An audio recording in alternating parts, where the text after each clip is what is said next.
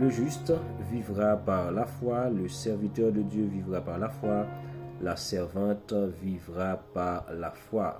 Chers amis dans le Seigneur, que la paix et la grâce de notre Seigneur Jésus-Christ soient multipliées dans votre vie. Et ce matin, dans Romains chapitre 1er, le verset 17, la Bible déclare que le juste vivra par la foi. Le juste, c'est toi et moi. La Bible nous appelle des justes. La parole de Dieu nous appelle des justes. Nous sommes des justes. Pourquoi?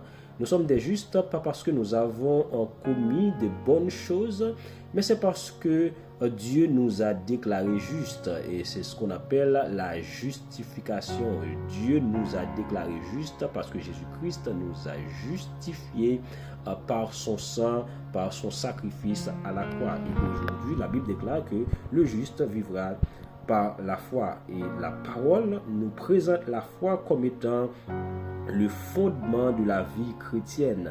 La foi, c'est le moyen par lequel nous recevons le salut. La foi, c'est le moyen par lequel nous marchons avec Dieu. C'est le moyen par lequel nous voyons la puissance de Dieu se manifester dans notre vie. Parce que la Bible déclare que sans la foi, nul ne lui est agréable. Sans la foi, nous ne pouvons pas voir le miracle de Dieu. Nous ne pouvons pas voir la puissance de Dieu manifestée dans notre vie. La foi fait tomber sous nos yeux les plus fortes murailles. C'est la foi qui déplace les montagnes. Et cette foi, mes bien-aimés, ce n'est pas un sentiment.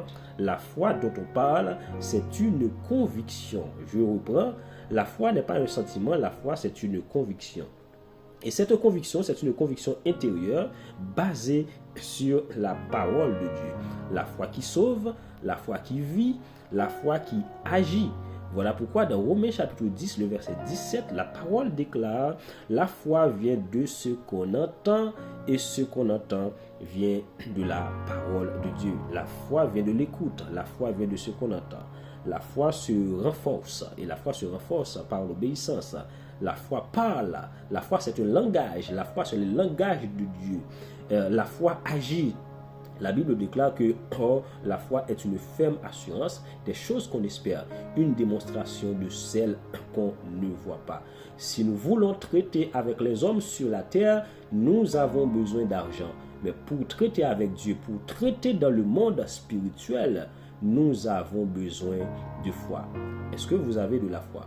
Si vous n'avez pas de foi et si vous êtes en manque de foi, il faut demander à Dieu. Vous avez besoin de foi pour déplacer les montagnes, vous avez besoin de foi pour vivre les miracles de Dieu. Vous avez besoin de foi pour non seulement surmonter, mais pour supporter des choses dans cette vie difficile, mes bien-aimés. Nul n'est agréable sans la foi. Et n'oubliez pas, la foi n'est pas un sentiment, la foi c'est une conviction. La foi, c'est le fondement de la vie chrétienne.